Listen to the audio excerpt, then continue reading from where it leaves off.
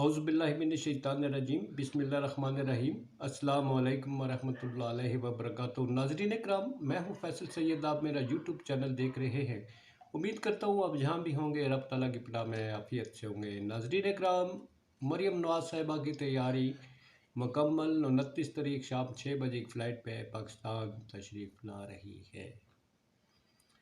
इस पर बात करेंगे और साथ कुछ बाकी मसाइल पे।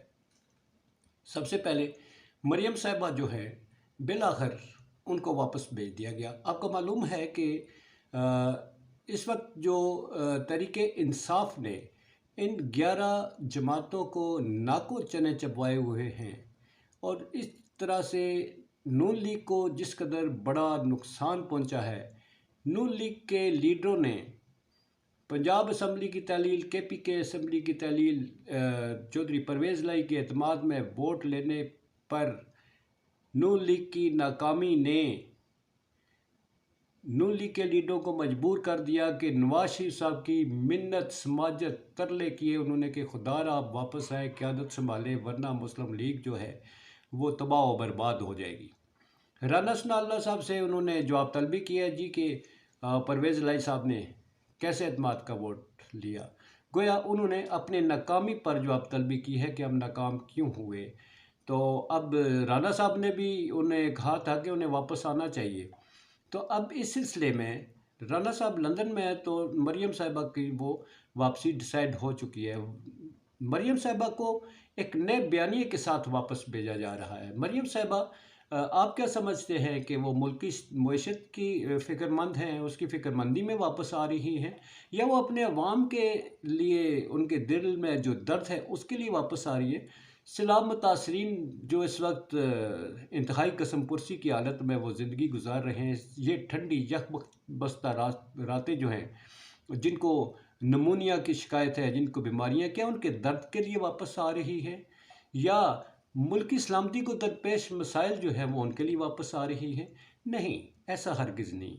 वो एक नए बयानिए के साथ, बयानिया पहले भी यही था, मगर अब मौजूदा हालात के तनाजुर में वो जनरल बाजवा और जनरल फैज़ हमीद को तख्ता मश्क बनाने आ रही हैं। उन पर तनकीद करेंगी और दर पर्दा वो एस्टेब्लिशमेंट को झंझोड़ेंगी। वो एस्टेब्लिशमेंट जिसने अपने आप को डिस्टेंस कर लिया है, वो इन सियासी मामलात में पढ़ने से उन्होंने अपने आप को बिल्कुल अलग थलग कर लिया है। क्योंकि नून लीग या ये जो इस वक्त जमातें बैठी हुई हैं, इन्हें जनरल बाजवा साहब की एक भरपूर किस्म की उनकी असिस्टेंस हासिल थी। और ये जैसा कि अब ज़ुबान ज़द-ए-आम है कि जनरल साहब ने रजीम चेंज के सिलसिला और उसके सिलसिले में इनकी मुआवनत की और इनको मौजूदा सूरत में इस्तेकाम देने की और इनको आगे तक ले जाने के लिए भी शायद उनकी हमायत हासिल थी। अब वो तो हट गई। मौजूदा चीफ जो है, जो मौजूदा क़यादत है, उन्होंने पक्का फ़ैसला कर लिया कि हम इनके साथ किसी के साथ भी नहीं होंगे। सियासी लोग जो है अपने मामलात ख़ुद हल करें। तो ये तो इनको मंजूर नहीं ना। अब ये चाहते हैं कि कोई सियासी ऐसा कुछ हम आकर वो बयानिया बनाएं कि फ़ौज किसी तरह से कोई हालात हम इतने ख़राब कर दे कि फ़ौज उसमें इन्वॉल्व हो।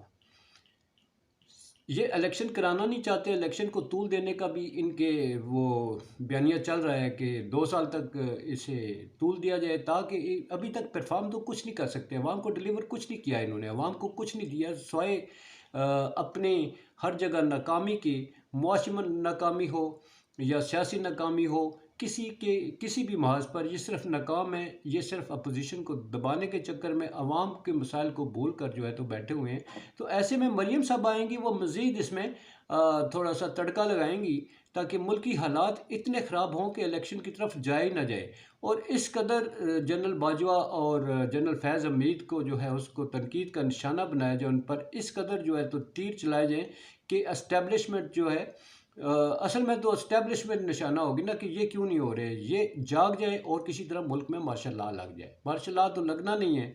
انتخابات کے عمل کو یہ ہونے نہیں دیتے۔ الیکشن کمیشن جو ہے ابھی شیڈول اس نے 35 جو ضمنی انتخابات ہیں قومی اسمبلی کے، ان کا شیڈول اس ہفتے جاری کرنے جا رہے ہیں، اور صوبائی اسمبلیاں جو پنجاب اسمبلی کے پی کے اسمبلی سے پہلے نیشنل اسمبلی کے الیکشن کرانے کا وہ شیڈول جاری کر چکے ہیں، اور دوسرے بھی انہوں نے کہا کہ آئین کے مطابق وقت مقررہ پر انتخابات ہوں گے۔ ایسے میں نون لیگ اور پی ڈی ایم میں شامل جماعتوں کو اپنی صاف شکست نظر آ رہی ہے۔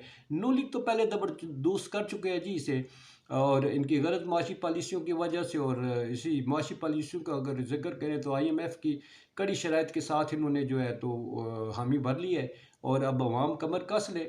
مزید مہنگائی کے چکر میں وزیر خزانہ صاحب کہہ چکے ہیں کہ 30% اور مہنگائی بڑھے گی۔ جنرل امجد شعیب کا بڑا ہی آنکھیں کھول دینے والا تجزیہ تھا، اگر اس کو مد نظر رکھے تو آئی ایم ایف کی شرائط میں ایک شرط یہ بھی ہے کہ فوج کا سائز کم کرے۔ کیا یہ رجیم چینج کے حصے کا وہ جو پیکج تھا جس میں فوج، اصل تو ٹارگٹ فوج ہے، فوج کو کمزور کرنا مقصود ہے، اور سب کو معلوم ہے کہ فوج ہی اس ملک کی ضامن ہے، فوج اس ملک کے نظام کو جو ہے چلا سکتی ہے، فوج ہی ملک کی سرحدوں کی دہشت گردی کے خلاف ہر جگہ انوالو ہے، تو کیوں نہ اس کے سائز کو کم کروایا جائے۔ اس سے پہلے بھی آئی ایم ایف کی شرائط میں شامل تھا کہ سی پیک جو ہے اس کے معاہدے منسوخ کیے جائیں، مگر عمران خان صاحب کے دور میں اسے انکار کر دیا گیا تھا کہ سی پیک جو ہے اسے کسی طرح نہ تو رول بیک کیا جائے گا، نہ اس پہ کانٹیکٹس ختم کیا جائیں گے۔ تو اب یہ آئی ایم ایف کی شرائط ماننے میں اس میں یہ کسی حد تک بھی جا سکتے ہیں کہ حکومت تو طول دینا ہے، ڈالر چاہیے، اور ڈالروں کے لیے یہ کوئی بھی کڑی شرائط جو ہے تو وہ منظور کر سکتے ہیں۔ تو اب مریم صاحب آتی ہیں جی، دیکھیں ملک میں سیاست میں کیسی ہلچل مچتی ہے، کیسی آگ بھڑکتی ہے، اور اس ملک میں جو ہے تو اب ایک اور طرح کا وہ کھیل شروع ہوگا آنے والے دنوں میں۔ آئیے دیکھیں گے مل کے۔ اپنا بہت سارا خیال رکھیے۔ پاکستان زندہ باد، پاک افواج پائند آباد۔